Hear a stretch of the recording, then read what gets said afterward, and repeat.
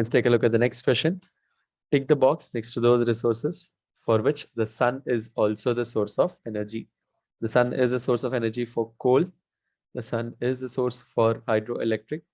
The sun is the source for wind. Sun is not the source for nuclear because nuclear has nothing to do with the energy from the sun. In fact, nuclear energy is the source of energy for the sun, or the energy produced by the sun. And geothermal, as we know, is again not due to the sun.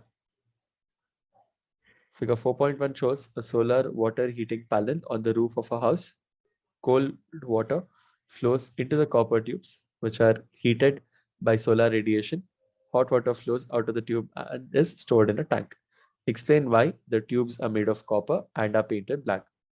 We have two reasons why the tubes are made of copper and are painted black.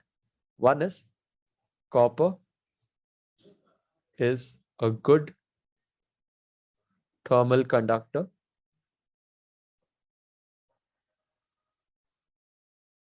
And the other reason why they are painted black is because black,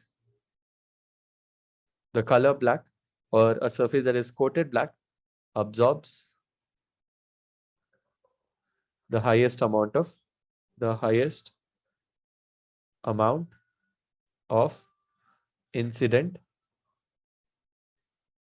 radiation or heat.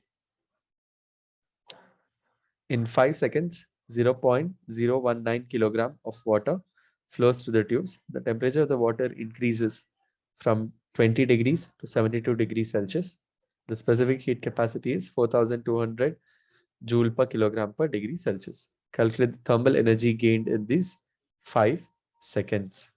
Now, here we can use the formula Q equals mc delta T, where Q is the amount of heat supplied, M is the mass, C is the specific heat capacity of the liquid in question, delta T is the change in temperature.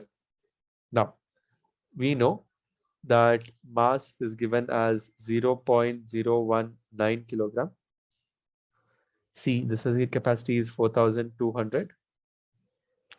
Delta T is the change in temperature, which is 72 minus 50. Using this, we can find out that amount of energy that is supplied. And we get to know that the value of energy that is supplied is approximately 4,100 joule.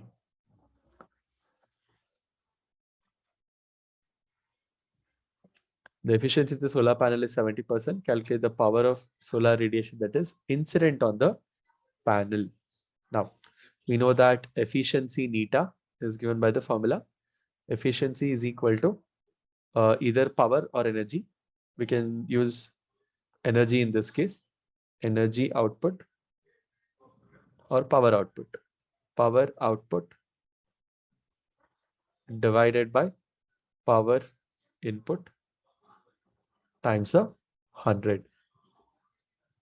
The output power can be measured. The output energy is 4,100 joules as measured here. And since power is defined as energy Q divided by time T, we will use that formula here, giving us 4,100 divided by 5. The power input is an unknown, multiplied by 100. Simplifying this further, we get the input power to be approximately 1,200 watt.